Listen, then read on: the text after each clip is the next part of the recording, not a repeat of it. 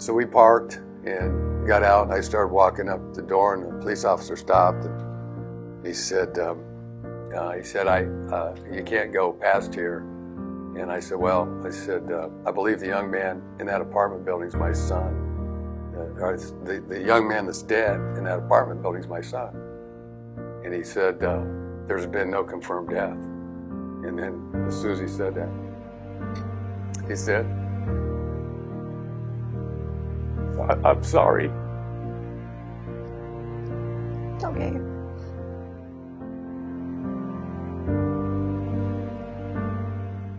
Well, we met in 1976 at Waldorf College in Forest City, Iowa, which is where Janet's from, is Forest City, Iowa. And I was a freshman, went out for the football team. And I was one of the few kids, out-of-state kids. I was kind of lost. Wouldn't you say?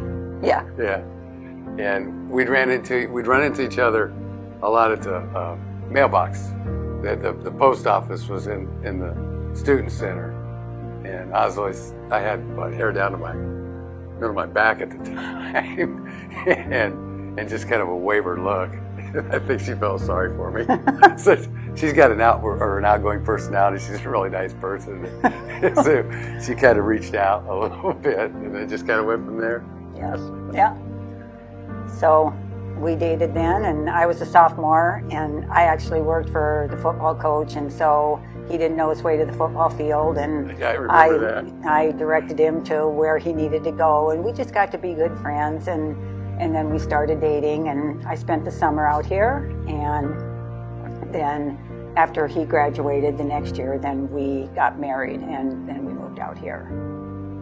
Britt came along in 1981. We got married in 78, July of 78, and Britt was born in end of October of 1981. Carly came along in November. Of 87. Of 87. Yeah. It was the two of us for the first 6 years because Dave was busy working. We were on one income. And so Britt and I really formed a very close bond. And that went right up until he succumbed to his drug addiction. We realized it was Carly before we realized it was Britt. So my name's Carly Snyder. I'm 33 years old. The first time I started experimenting with drugs was in high school, a little here and there, but it really wasn't my thing. I got in a car wreck when I was in my early 20s and got on a whole slew of different medications, and that's what kind of hooked me. And my doctor got in trouble, and I was all of a sudden without prescriptions and dependent on opiates. So when I ended up being addicted and never going through withdrawals, I ended up having to buy opiates off the streets. Then as time went on and laws got stricter and more doctors got in trouble, things were harder to find, and my habit was worse. So I ended up getting hooked on heroin and having my dealer shoot me up for the first time, and it was kind of off to the races after that.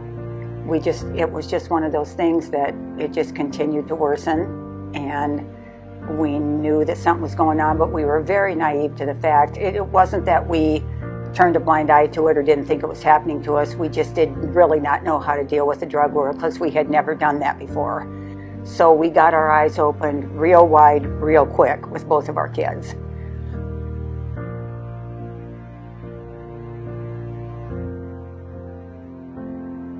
He struggled every day with saying, I know what God wants me to do, and I just can't get there. And we would talk about it. He was very upfront with me. We had a lot of hard days. Dave and I together, Dave and I separately with the kids. And Britt just said, it's all I think about in the morning. It's all I think about at night before I go to bed. So my use of drugs affected my relationship with my parents greatly. It turned from a relationship that was open and trusting and